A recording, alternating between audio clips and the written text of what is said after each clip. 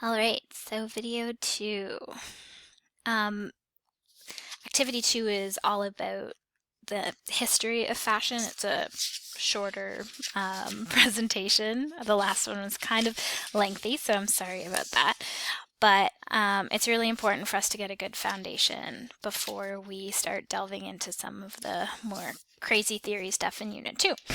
So, in this activity, you're going to become familiar with the development of the fashion industry by looking at how the industry evolved. This began with the influence of French royalty, establishing fashion trends. And so then we'll move into the Industrial Revolution and learn how textile industries played a major role in this revolution and also set the tone for fashion and apparel industries of today. So lastly, we'll touch on influences from the 20th century, including licensing and product branding. So the expectations are here. These are the things that we'll be looking at on our evidence record. So you'll notice there fashion history is one of them. So let's delve into the origin and the spread of fashion. So as we have heard from the previous video, fashion is obviously pretty complex, and it's influenced by the individual, by social groups, by culture, and by the fashion industry as a whole. So fashion mirrors the technological and political, economic, artistic, and social forces of the period in which it was created. As well, fashion provides the material evidence. So some of these garments we still have, or we have scraps of.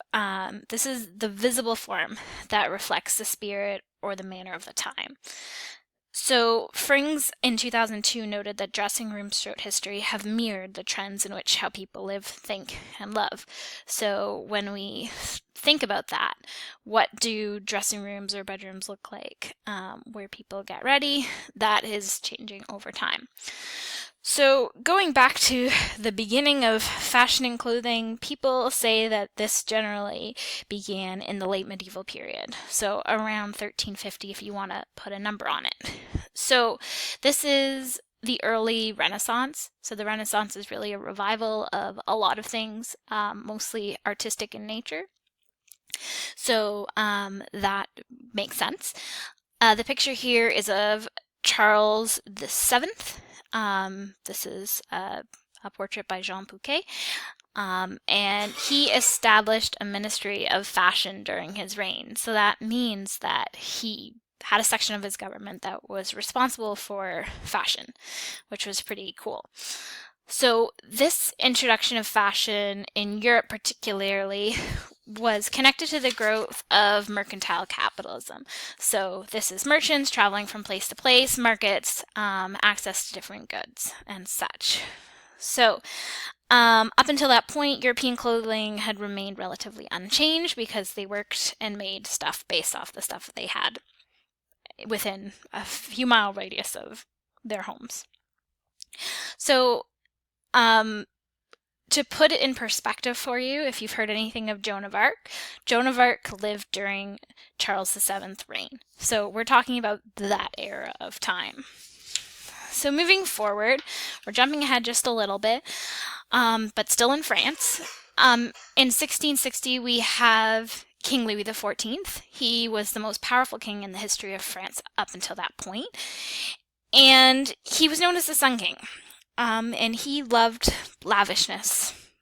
He wanted to set France apart from its European counterparts through the marriage of the luxury trade and mercantile capitalism, art, and merchandising. So all of these things kind of morphed into a fashion baby. So him and his Minister of Finance, who's named Jean-Baptiste Colbert, maybe you've heard of him in other courses, they created the first capitalistic economy driven by fashion and taste. So the French are still known for this, and Paris is one of the oldest fashion houses in the world. So with that, we have this idea of fashion magazines moving into the 18th and 20th century. So magazines started to get published to inform the readers of all things fashionable in France. So During the Industrial Revolution and the rise of the middle class, fashion magazines were published to inform their readers of things that were fashionable at that time. They were almost entirely geared towards ladies. So there was the Ladies Magazine, the English Ladies Magazine, the Entertaining Companion for the fair sex. These magazines were usually produced every month. And the Ladies Magazine in particular was published for almost 100 years, every month. And it wasn't the first women's magazine. There was a magazine called Ladies' Mercury that was published in 1693, and there was also a German journal, so Luxus und der Modern, in 1786. So all over Europe, you can see that these fashion magazines were popular with a class of people that could read. So not only would it talk about garments, but it would talk about entertaining and other fashionable things and accessories such as carriages. So these are just a few of the major historical events that shape fashion as we know it. And you can see that this is largely driven by women as the consumers, but men played a part in regards to creating the industry. And especially as more and more women were able to read, when we're looking at the invention of the printing press, and women participating in more and more business affairs of the household, these women wanted to read about things that interested them. And the first groups of women who were able to read, other than the clergy, like nuns, were women from these upper classes.